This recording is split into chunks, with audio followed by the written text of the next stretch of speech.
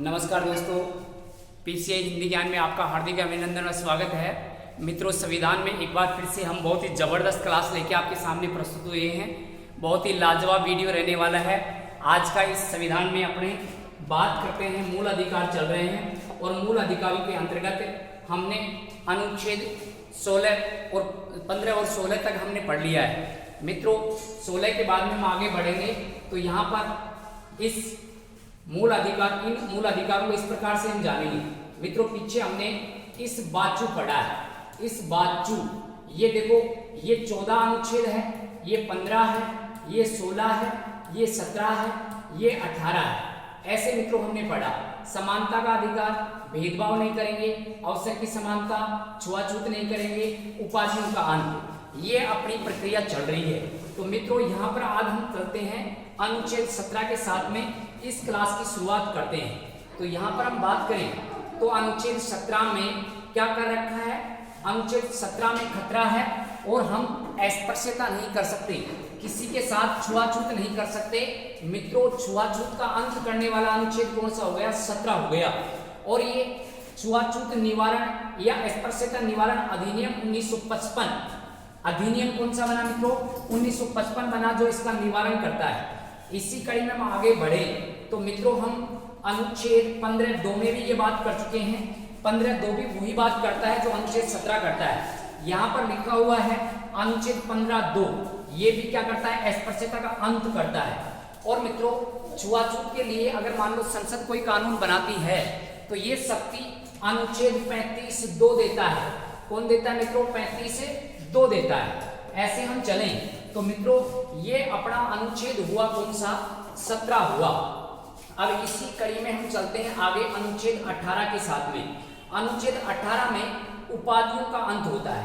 किनका अंत होता है मित्रों? उपाधियों का अंत। अनुच्छेद 18 उपाधियों का अंत करता है। अब इसमें किस प्रकार की उपाधियां हैं वो हम वर्णित कर लेते हैं। अनुच्छेद 18(1) में सेना और शिक्षा को छोड़कर अन्य उपाधियां धारण नहीं कर सकते। सैनिक और शिक्षा से संबंधित कोई उपाधि हम धारण कर सकते हैं, बाकी अन्य को छोड़नी पड़ती है। यहाँ पर 18(2) में क्या है? 2 का मतलब दूसरे देश। 2 का मतलब क्या है मित्रों? दूसरे देश से हम कोई उपाधि या सम्मान ग्रहण नहीं कर सकते। ये अंत करता है अनुच्छेद 18(2). फिर मित्रों, हम आगे चलते हैं इसी कड़ी में तो 18(3) आता है और 18(3) व 4 ये दोनों एक दूसरे से संबंधित हैं। 18(3) में राष्ट्रपति की अनुमति के बिना हम कोई उपाधि नहीं ले सकते, ये तो कहता है 3। और अनुच्छेद 18(4) कहता है कि राष्ट्रपति की अनुमति लेकर हम कोई सम्मान प्राप्त कर सकते हैं। ये 3 और 4 हुआ। मित्रों, यहाँ पर हम चले अनुच्छेद 18 से संबंधित एक भारत में वाद हुआ और वो वाद जो माना जाता है वो बालाजी राघवन बनाम भारत संघ के नाम से जाना जाता है। तो कभी पूछ लिया जाए कि बालाजी राघवन बनाम भारत संघ 1994 ये वाद किससे संबंधित है? तो उपाधियों के अंत से संबंधित है। इसमें ये कहा गया कि मित्रों, पुरस्कार जो है ये उपाधि के अंतर्गत नहीं आता और ये मूल अधिकारों का अतिक्रमण नहीं करता है।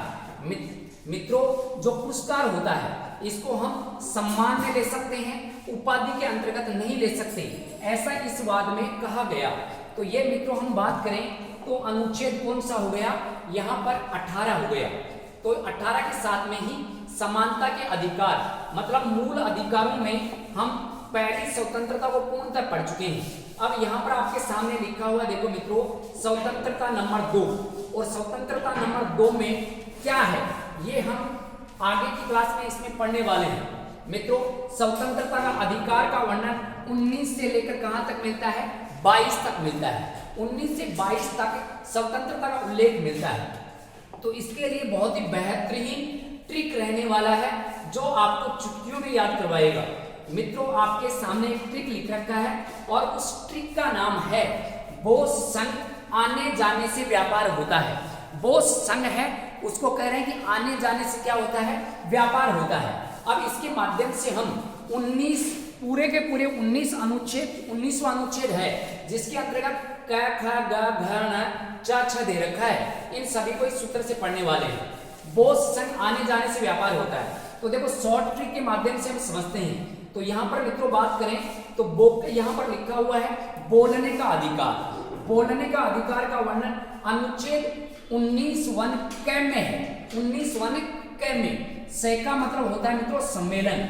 हम किसी प्रकार का निरायुध सम्मेलन बना सकते हैं, बिना युद्ध का कोई सम्मेलन मतलब शांति से कोई सम्मेलन बना सकते हैं, ये हमें अनुच्छेद 1 ख अनुमति देता है।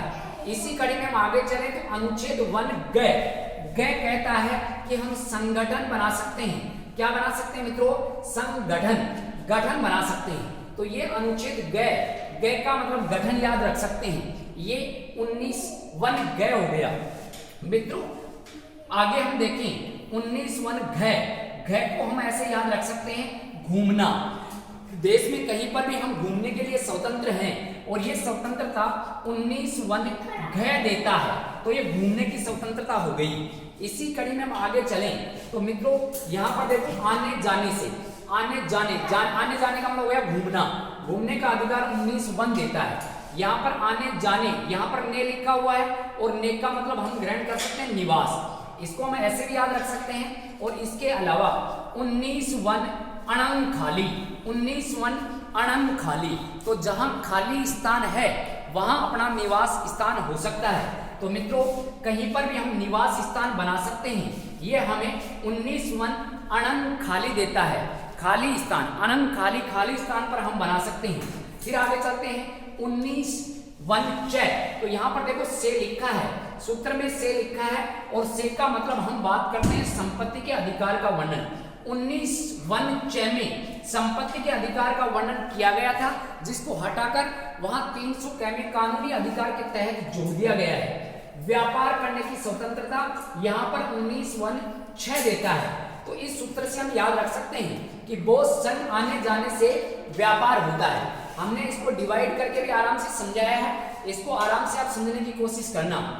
बोलने की स्वतंत्रता 19(1) क, सम्मेलन बनाने की शक्ति 19(1) ख, संगठन बनाने की शक्ति 19(1) ग गठन, 19(1) घ घूमने की स्वतंत्रता, 19(1) अणंग खाली, खाली स्थान पर निवास, और 19(1) च संपत्ति के अधिकार का वर्णन, और 19(1) छ व्यापार करने की स्वतंत्रता। ऐसी स्वतंत्रता इसमें प्राप्त होती है मित्रों। अब इसके अंतर्गत हम कुछ महत्वपूर्ण यहाँ पर जो तथ्य हैं उनको जान लेते हैं। 19(1) क में क्या है? बोलने की स्वतंत्रता है, अर्थात विचार व अभिव्यक्ति की स्वतंत्रता का वर्णन 19(1) क में कर रखा है। 19(1) क में ही चुप रहने का अधिकार का वर्णन कर रखा है, जानने की स्वतंत्रता का वर्णन कर रखा है। जैसे मित्रों जानने की मतलब सूचना का अधिकार, हम सूचना का अधिकार इसके तहत जोड़ सकते हैं। और सूचना का अधिकार अपने भारत देश में 2005 में लागू हुआ था। पहला देश स्वीडन था, स्वीडन विश्व का पहला देश स्वीडन जिसने सूचना के अधिकार को लागू किया, और ये स्वीडन ने इसको 1766 में लागू किया था, और भारत ने 2005 में सूचना के अधिकार को लागू करता है। ध्वज फहराने का अधिकार या स्वतंत्रता, मित्रों पहले ध्वज प्रत्येक घर के बाहर ध्वज फहराने का अधिकार नहीं था, लेकिन नवीन जिंदल के प्रयासों से, नवीन जिंदल बनाम भारत संघ 2004 के बाद में हर व्यक्ति अपने घर के बाहर झंडा फहरा सकता है। अनुच्छेद 19(1) के ये अनुमति देता है। तो ऐसे हम याद रख सकते हैं, ऐसे लिखा हुआ है। इसी कड़ी में हम आगे चलें तो इसके अंतर्गत प्रेस की स्वतंत्रता या मीडिया की स्वतंत्रता, मीडिया की स्वतंत्रता से संबंधित साकल पेपर्स आ गया, तो ये पेपर्स मतलब प्रेस आ गया, मीडिया आ गया। साकल पेपर्स बनाम भारत संघ 1962, ये प्रेस की स्वतंत्रता देता है। इसी कड़ी में हम आगे बढ़े तो मित्रों यहाँ पर हमने देखो पीछे पढ़ा था 19(1) च संपत्ति के अधिकार का वर्णन, इसको कानूनी अधिकार 300 क में जोड़ दिया गया है। भाग 12 में इसका वर्णन मिलता है। वर्तमान में 44वां संशोधन 1978 के तहत इसको जोड़ा गया। तो ये हो गया संपत्ति का अधिकार, जिसको समाप्त कर दिया गया है। संपत्ति के अधिकार को क्या कर दिया मित्रों? समाप्त कर दिया गया है। एक बार फिर से देख लो 19(1) च संपत्ति का अधिकार 300 क कानूनी अधिकार भाग 12 में जोड़ा गया। 44वां संशोधन 1978 के तहत मोरारजी देसाई की सरकार में इसको जोड़ा जाता है। फिर मित्रों इसी कड़ी में हम आगे चलें तो यहाँ पर अनुच्छेद 20 में देखो मित्रों 2 आ रहा है, तो यहाँ पर भी 2 है। दोष सिद्धि का अधिकार, मतलब यह है किसी को गिरफ्तार करें तो वो दोष सिद्धि के लिए अपने अधिकार के तहत ये पूछ सकता है कि किस दोष से मुझे गिरफ्तार किया जा रहा है। इसमें 20(1) में यहाँ पर जितना अपराध किया उतनी सजा देने का प्रावधान है, और 20(2) में दोहरा दंड नहीं दे सकते, ऐसा वर्णन अपने अनुच्छेद किसमें कर रखा है मित्रों? यहाँ पर हम बात करें तो ये 20 में कर रखा है। इसी कड़ी में हम आगे चलें तो अनुच्छेद 21 में प्राण एवं दैहिक स्वतंत्रता का अधिकार वर्णन कर रखा है। 21 में प्राण एवं दैहिक स्वतंत्रता का अधिकार मतलब जीने के अधिकार का वर्णन। यहाँ पर 21 के शिक्षा के अधिकार को मूल अधिकारों में जोड़ दिया गया। 6 से 14 वर्ष के बालकों को हम शिक्षा प्रदान करवाएंगे, ऐसा अपना मूल अधिकार हो गया है। ऐसे अधिनियम 2009 के अंतर्गत आता है शिक्षा का अधिकार, और ये 2010 में लागू हो गया।